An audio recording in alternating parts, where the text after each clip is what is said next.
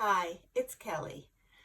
I'm back because I want to talk about something that just happened to me today. I'm still getting ready to go in for the stem cell transplant. That's about 2 days from now. But today I had a problem with a medication that I thought other people could have as well. So I wanted to come on and let everyone know about it. So the first thing I have to talk about is that I suffer with anxiety. From about 6 months into my cancer treatment, my anxiety got to the point where I needed to get something to treat it.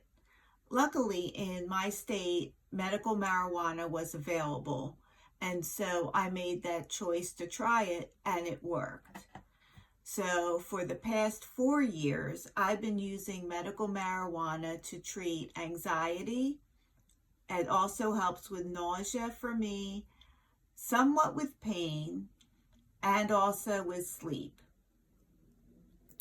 So, as I was getting ready to go in for the stem cell transplant, I learned that the marijuana is not allowed in the hospital, even if it's just edibles, which is primarily what I use, is something called an RSO sap or an edible or something like that. They said that there could be serious ramifications with their Medicare and Medicaid funding, and that it was a very serious thing. So imagine having to go without your anxiety medication when you're about to go do something that's going to cause you quite a bit of anxiety. So I tried to go off the medical marijuana and see how I'd feel, and I did not feel very well at all.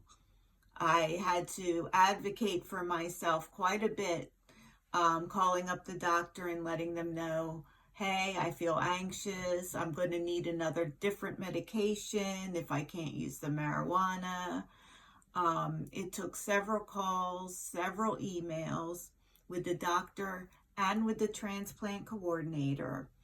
But, you just have to keep advocating. I'm not saying about all of the calls and emails to complain. I'm saying that because I want you guys to never give up advocating for yourself. When you feel like you need something, you just keep pushing.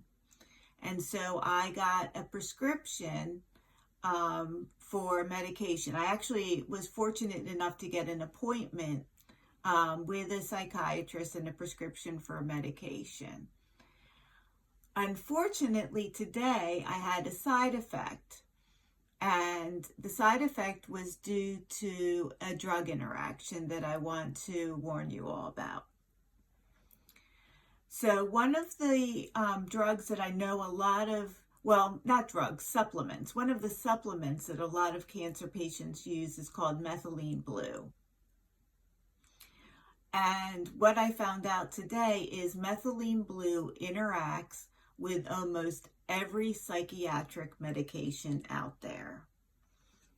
I'm going to read to you the headline from the article I found. And then I also want to tell you about the symptoms I was having, but the symptoms could be different. There are so many different symptoms you can have if you have this issue. So what this says is FDA Drug Safety Communication, serious central nervous system reactions possible when methylene blue is given to patients taking certain psychiatric medications.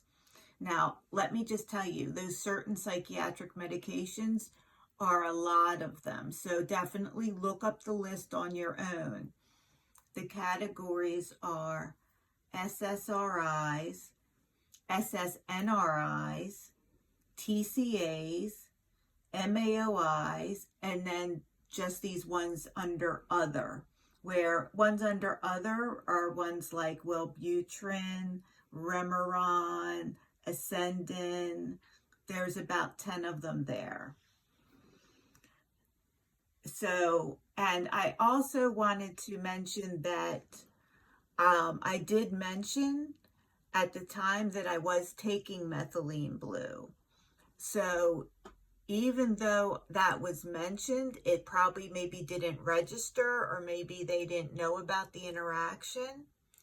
So I also want to tell you, in addition to advocating for yourself, whenever you get a new medication, look it up before you take it.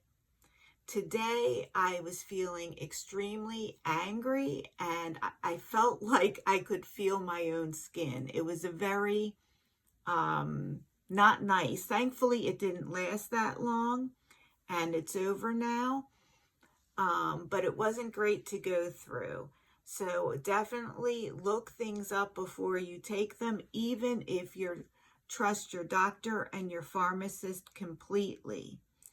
The only thing that I would say about that why you might not want to look it up yourself, if you're somebody who reads the side effects and then tends to get the side effects, instead have a partner or loved one read the drug information for you and make sure that there's not anything that you need to know.